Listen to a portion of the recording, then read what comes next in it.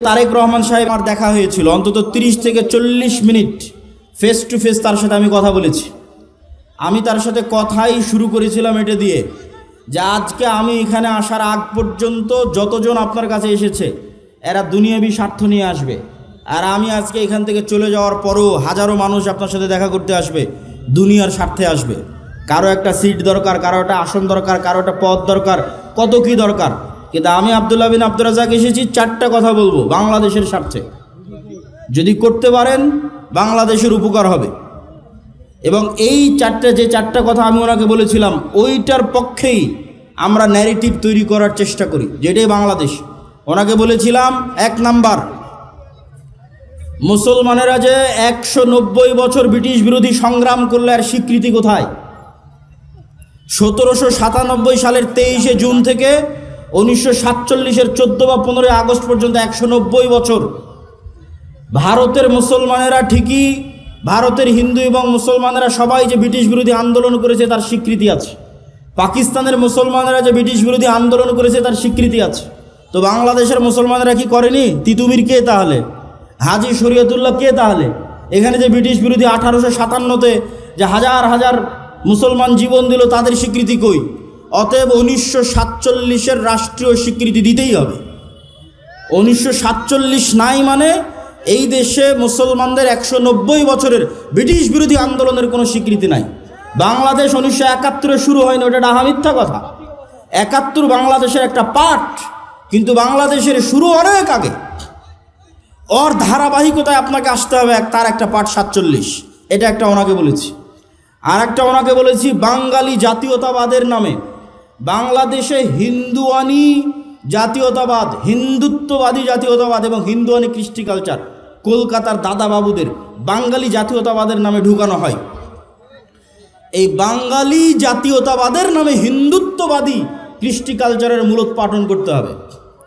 বাংলাদেশের নিজের সংস্কৃতি কৃষ্টি কালচার প্রমোট করতে হবে, যেটা ওসমান হাদি বলেছে যে কালচারাল ফ্যাসিজমের বিরুদ্ধে আমাদেরকে লড়াই করতে হবে, যে কারণে সে তাকে জীবনও দিয়ে দিতে হলো।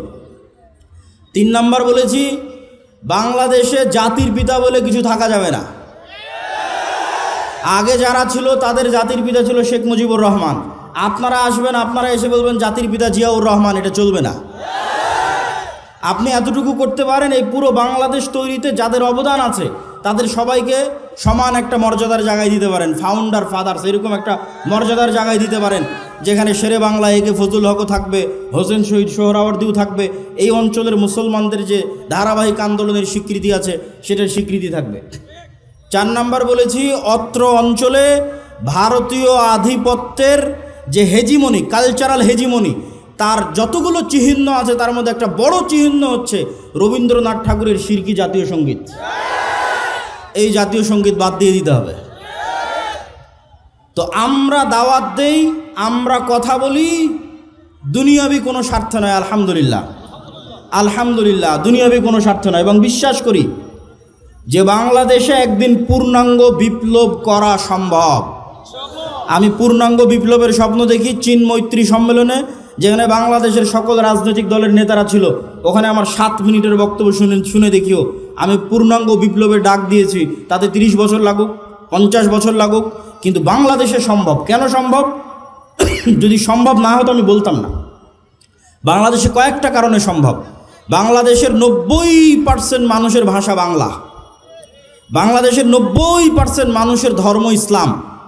যদি এরকম হতো চিটাগাংয়ের ভাষা হিন্দি, রাজশাহীর ভাষা বাংলা, ঠাকুরগাঁয়ের ভাষা পাঞ্জাবি, আর সিলেটের ভাষা হচ্ছে কি বলে ওর নাম, আর একটা ভাষা ধরলাম গুজরাতি অথবা ধরলাম বিহারি, তাহলে আমি বলতাম না বাংলাদেশে বিপ্লব সম্ভব নয়।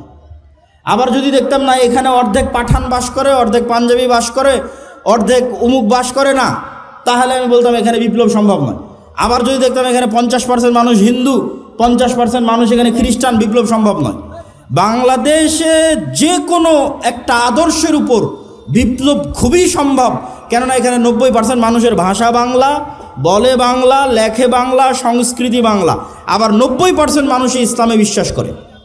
ফলত এখানে আলাদা কোনো বিভেদ নাই। এখানে 20% মানুষও যদি তৈরি হয় যারা ইমান বিল গায়েবে ইয়াকিন রাখবে, আজকের যে কথা বলেছি, আজকের যে থিওরি দিয়েছি এবং সামনে এটার উপর আরও অনেক কাজ এবং গবেষণা এবং লিখিত দ্বিতীয় আর একটা বই আসবে আল্লাহর পথে যাত্রার উপর। আমি ওই পূর্ণাঙ্গ বিপ্লবে বিশ্বাস করি। কারো কাছে কোনো এক রাজনৈতিক দলের কাছে বিক্রি হয়ে গেলাম রাজনীতির কথা বলতে গিয়ে, আলহামদুলিল্লাহ আব্দুর রাজ্জাক বিন ইউসুফের ছেলে, ওই জন্য ইনশাআল্লাহ জন্ম হয়নি। আব্দুর রাজ্জাক বিন ইউসুফ ওই বক্তাও নয়, বড় থেকে বড় নেতার ঘরে যখন প্রবেশ করেছে ছবি মূর্তি থেকেছে, যত বড় মন্ত্রী হোক যত বড় মিনিস্টার হোক, আব্দুর রাজ্জাক বিন ইউসুফ দাঁড়িয়ে বলে যে ছবি মূর্তি সরাতে হবে, না হলে ঢুকবে না। অথচ বহু বক্তা ওই ঘরেই বসে আছে। মানে দুনিয়ার স্বার্থের কাছে বিক্রি হওয়া বক্তা আব্দুর রাজ্জাক বিন ইউসুফ নয়। তো আমিও যদি কোনোদিন মনে করি দুনিয়ার স্বার্থের কাছে বিক্রি হয়ে যাচ্ছি, তো বক্তব্য দেওয়াই বন্ধ করে দেবো, দাওয়াত দেওয়াই বন্ধ করে দেবো। কিন্তু আব্দুর রাজ্জাক বিন ইউসুফ যে আমানতের, ন্যায়পরায়ণতার এবং যে বিশ্বাসের একটা মানদণ্ড নির্ধারণ করে গেছে, ওইটার সাথে ইনশাল্লাহ খেয়ানত করব না।